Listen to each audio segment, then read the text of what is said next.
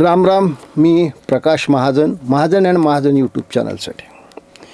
पूछते हैं वो कि गालिब कौन है, पूछते हैं वो कि गालिब कौन है, कोई बतलाओ कि हम बतलाएं क्या. हा गालिबनं स्वतःचा परिचय करून देताना म्हटलेला हा शेर आहे. माझी प्रतिभा गालिब एवढी तर निश्चितच नाही आहे, पण गालिब ऐकण्याची माझी मनस्थिती नेहमीच असते. हा शेर आज सांगण्याचे कारण असं आहे की गेल्या काही दिवसापासून आणि विशेषतः मी एकनाथजी शिंदेला जॉईन झाल्यापासून माझ्यावर 40 पैशावाले आणि मनसेचे भक्तुले फार खालच्या थराची जाऊन कॉमेंट करत आहेत. त्याच्यातली एक कॉमन कॉमेंट अशी आहे की तुम्ही प्रमोद महाजनचे भाऊ आहात म्हणून तुम्हाला महत्त्व, राजकारणात तुमचा काय सहभाग. आता हे प्रश्न विचारण्याचे बाप तरी जन्मलेले असतील का नाही मला माहीत नाही, पण समर्थ रामदासाची क्षमा मागतो. कारण समर्थ रामदासांनी एका ठिकाणी सांगितलं आहे, जो स्वतःची स्तुती करतो तो खरा मूर्ख. पण रामदास स्वामीची याच्यासाठी क्षमा मागतो की आज मला मी कोण हे सांगावं लागायलं आहे. मी सांगितलं नसतं कधीच, पण माझ्याच जर व्यक्तिमत्वावर, माझ्याच जर विश्वासार्हतेवर प्रश्नचिन्ह उभारत असेल तर मी काय करायला पाहिजे. प्रमोद माझे मोठे भाऊ होते याचा मला खूप अभिमान आहे. गोपीनाथराव मुंडे माझे लहान मेवणे होते याचाही मला खूप अभिमान आहे. अभिमान ठेवण्यासारखीच ती माणसं होती. पण प्रकाशमध्ये सुद्धा काही आहे. इतके दिवस महाराष्ट्र नवनिर्माण सेनेची बाजू मी प्रसारमाध्यमात लावून धरली. वेळोप्रसंगी या प्रदेशाचे मुख्यमंत्री, या देशाचे पंतप्रधान आणि या देशाचे ह्या प्रदेशातले फायर ब्रँड नारायण राणेला सुद्धा मी अंगावर घेतलेलं आहे. पिढ्यानपिढ्या शिक्षकीचा पेशा असल्यामुळे मला रक्तातूनच वक्तृत्व मिळालेलं आहे आणि माझ्या वक्तृत्वाला निखार दिला, झळाली दिली ती प्रमोद महाजनने. आता लोक विचारतात मी काय. मी लहानपणापासून संघाचा स्वयंसेवक आहे. मला ज्यांनी शाखेवर आणलं ते दाजी खेडकर हे बीड जिल्ह्याचे संघाचे प्रचारक होते आणि धाराशिव जिल्ह्याला संभाजीराव भिडे हे प्रचारक होते. त्याच्यानंतर मी विद्यार्थी परिषदमध्ये देखील काम केलं. नंतर जनसंघात काम केलं. जनसंघात काम करत असताना भाववाढ असेल, ST भाववाढ असेल, कापूस एकाधिकारच्या विरुद्ध असेल, हे सगळी आंदोलनं मी केली.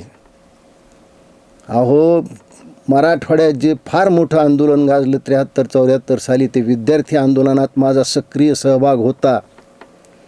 त्या काळातले काही नेते अजून हयात आहेत, गप्पा मारत नाही. मला सांगा, या सगळ्या गोष्टी झाल्यानंतर आणीबाणीत मला अटक करण्यात आली. लागलेली एकमेव नोकरी आणीबाणीत अटक झाल्यामुळं मला सोडावी लागली. उपजीविकेसाठी काही करायचं म्हणून मी छोटी चहाची टपरी टाकली. तिचं उद्घाटन करण्याअगोदर पोलिसांनी मला धरून नेलं. 1 वर्षभर मी नाशिक सेंट्रल जेलमध्ये होतो. मी असाच इथपर्यंत आलो नाही.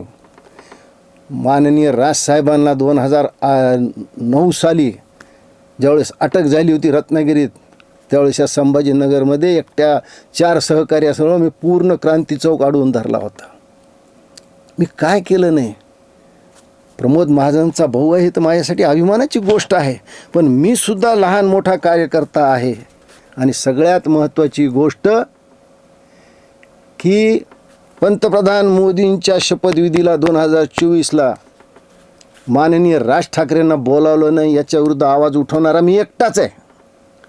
कधीही राजसाहेबावर कुणीही आघात केले तर सर्वप्रथम मी पुढे येतो. नसता राजसाहेबाच्या लहानपणापासूनचे साथीदार, त्यांचे लाभार्थी हे कुणीही पुढे आले नाही. इतिहास आहे. मी गप्पा नाही मारत, प्रामाणिकपणे त्यांच्यासोबत राहिलो. मी कधी अप्रामाणिकपणा केला नाही, कुणाचा विश्वासघात केला नाही.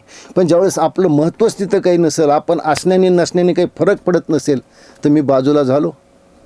3 महिने घरी बसलो आणि मी आता काही काम करावं, हिंदुत्वावर काम करावं म्हणून मी शिवसेनेत गेलो. तर एवढा काहूर तुम्हाला माहिती का?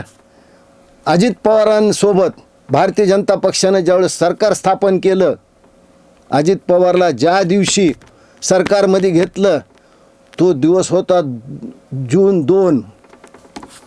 युवा नेते अमित ठाकरेच्या हाती आमचे मित्र आणि त्यावेळेसचे जिल्हा अध्यक्ष दिलीप बनकर पाटील यांच्या गावातल्या 2 मजली शाळेचं उद्घाटन केलं.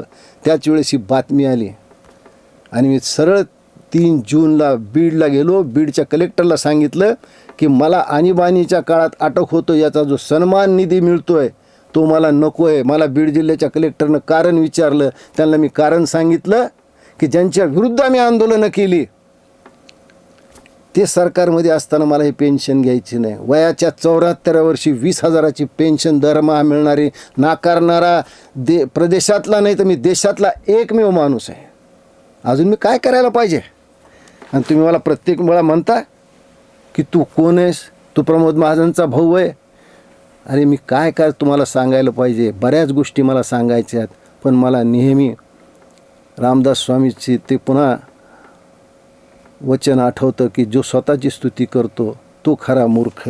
मी एवढंच म्हणेन, पूछते हैं कि प्रकाश कौन है, कोई बतलाए क्या हम बतलाएं. धन्यवाद.